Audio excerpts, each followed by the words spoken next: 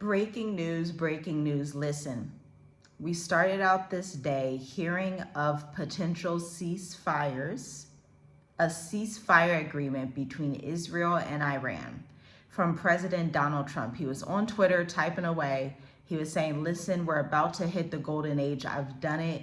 I've managed to get a ceasefire between both countries, both Israel and Iran. Immediately after, Iran put out a statement publicly and said that they did not agree to a ceasefire at first, within just an hour or so of President Trump saying that. And then Israel didn't necessarily say that they disagreed, but they still sent missile strikes and bombings over to Iran because they said Iran had sent their missiles over just past the time slot that President Donald Trump and the Israelis had said was beyond the time frame. Hours passed, loads of hours passed. It was afternoon, and then President Donald Trump went on the news. He went on international television, because television is not just national anymore. He went on international television and he said, these guys don't know what the F they're doing. He said they're messing it up because he had the ceasefire agreement just a couple of hours ago, and now they are basically back to bombing each other just within a couple of hours. And you know, when I heard this, and my husband and I were talking earlier today, it's nighttime where I'm at in Africa, Southeastern Africa. But when we had first heard this, we said, you know what? This is fake. This is not going to be a ceasefire. You know, I thought, okay, maybe it's going to last a couple of days. Maybe, maybe they'll have a week of a ceasefire. But these people could not even manage to have a couple of hours of a ceasefire, because breaking news just in, Iran has just also retaliated back on Israel for the strikes that they had. Just as President Donald Trump was saying, it's the big, beautiful bill we can focus on now. It's the golden age. Everything is good. And listen, if you are someone that is still considering leaving the West, I implore you to do so with the quickness while you have time, while you have the capability. Because make no mistake, there will be no ceasefire and there will be no peace for the West. There will be no peace in the Middle East. There will be no peace in the West, because this is basically a can of worms that cannot be brought back in. Once this thing is out of Pandora's little box, it's not just going to reel itself back in and be fixed over a few Twitter tweets, right? So if you are thinking about leaving the West, you want to have got your passport, you can rush your passport. You definitely want to consider joining the next state of the diaspora. We had sold out slots in the original one because a lot of you guys have been watching these news updates that we've been putting out very closely. And so all the spots are gone for the 8th edition, but we went ahead and opened up the 9th edition for the following week for the state of the diaspora, where you get to possibly work with other expats and entrepreneurs who could be, let's imagine some are going to Tanzania, Kenya, Botswana, Egypt, Ghana, Senegal. All of you guys will be in a group. So it's 5 in 1. And you're learning about the 5 best countries to get residence in. Because here's our philosophy. Our philosophy is it's not just about culture. It's not just about what looks cute right now, what looks fun, what looks good, what has the best safari. But this is really about where can you actually get residence? Where do they have the lowest corruption rates? And where do they have the best safety index? That's what we're going to be covering. 90-minute intensive. Possibly we will see you there, as long as you click the button pretty quickly, because these slots fill up and then they're just gone. Imagine these videos are getting 22,000, 10,000, 5,000 views. So many people are ready to exit the states, and it's wise. And I truly wish that it could have been a little bit of a break, a little bit of like a week-long ceasefire, right? This would give some of you guys some time to get things together, but now you're possibly feeling like, man, there's just no time. But I'm here to tell you there are different flight routes you can take. Possibly you can go through parts of Europe, okay? They're like Paris, France, their airspace is good. Istanbul, Turkey's airspace is good. You can fly through the Caribbean possibly. You may be able to go Jamaica to West Africa, Barbados to West Africa. You want to look into these different routes because this ceasefire thing, it's not really ceasing the way it should be. Now, I know that you're also thinking, okay, what could the possible next steps look like, the next phase of escalation? And let's talk about this here based on what we've already seen happen, based on history, World Wars I and II, based on what we know. Remember, I've been telling you guys, you want to start looking at these simulations. They have them on YouTube. Just type in World War III simulation, Israel-Iran conflict simulation, stuff like that, so that you can really understand how these things are going to maneuver. Again, even as somebody that believes in the Bible, you want to strategize and be aware of these things. You want to have an end time strategy about you so that you can get to safety, right? That's what makes sense. That's what's practical and logical, okay? And so let's think about this for a moment. Let's think about this together.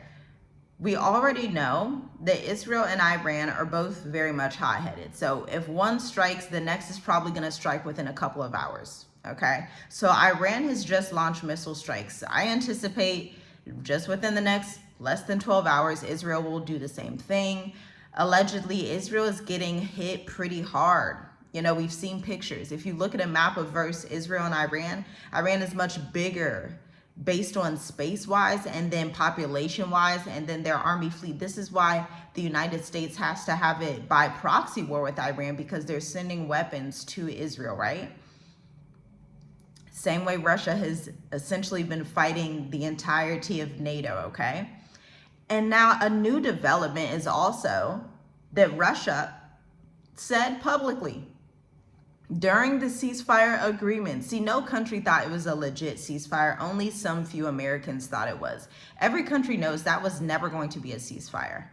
But Russia, during the ceasefire, Dmitry, I think his name is Moldov. I'll link the article down below so you can check it out. But a representative of Russia said that they are looking into supplying Iran with nuclear arms.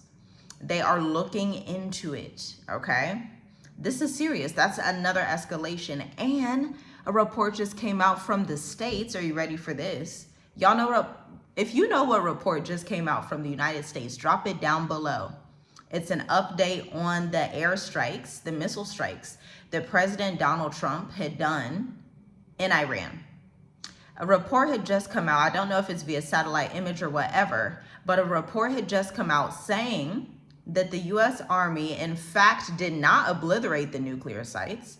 So this costs you U.S. taxpayer money. That obviously costs time and energy. It obviously costs stress and safety and all these things, and basically global conflict, right? Once the U.S. steps in, it's clearly World War III. But these missile strikes allegedly were not successful, meaning President Donald Trump had claimed that they completely obliterated the nuclear program in Iran. But sources from the U.S. are now stating that it has probably been set back for 6 months, but not completely obliterated. Now, this does not look too good. Think about this. Let's go back to World War II era. I know not many of us were alive during that time, but look at documentaries. Coming out of World War II, there was just this pride, this American pride, this, oh my gosh, America's the strongest country on earth. They just dropped this weapon on Hiroshima, Japan. They had helped defeat Germany and Stalin and the folks, and they had basically just helped save the world, right? America quickly became Superman. And so you see all of these jobs flood into the American labor market. It was just an era to be an American, right? It truly was an era. But it's 2025 now. And the military has potentially messed up a little bit because they were not able to correctly finish that goal that they had. And now think about this with me. Russia's watching this. North Korea's watching this. China's watching this.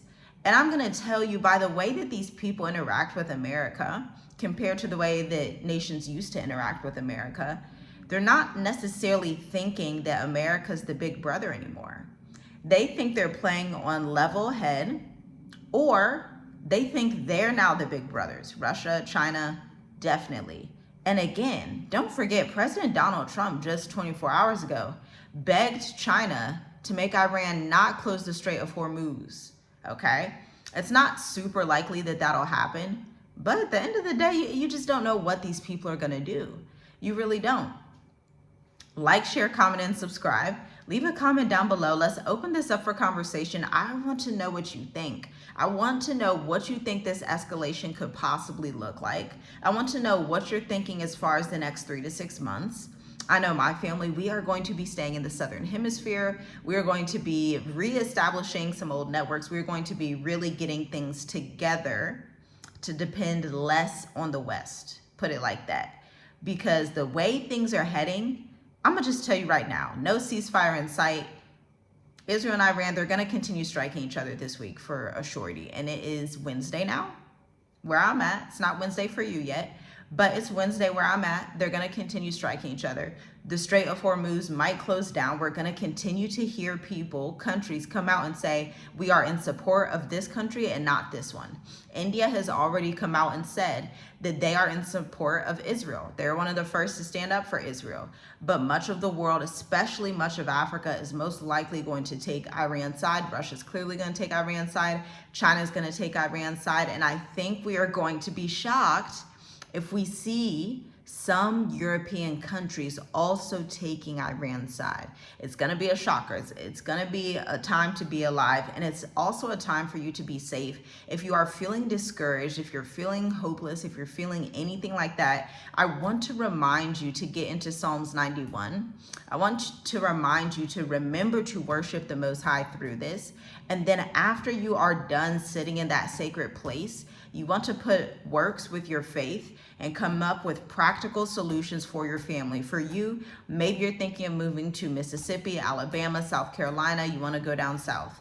Or you're already down south and you're like, sis, I'm leaving. You're like, I'm going to Thailand. I'm going to South Africa. I'm going to Botswana. I'm going to Mauritius. I'm going to Seychelles. Maybe some of you are going to New Zealand and Australia. Wherever you're going, may the grace, the mercy, and the blessings of the Most High keep you, encourage you, strengthen you, because we are literally at the end of the age. Shalom, shalom.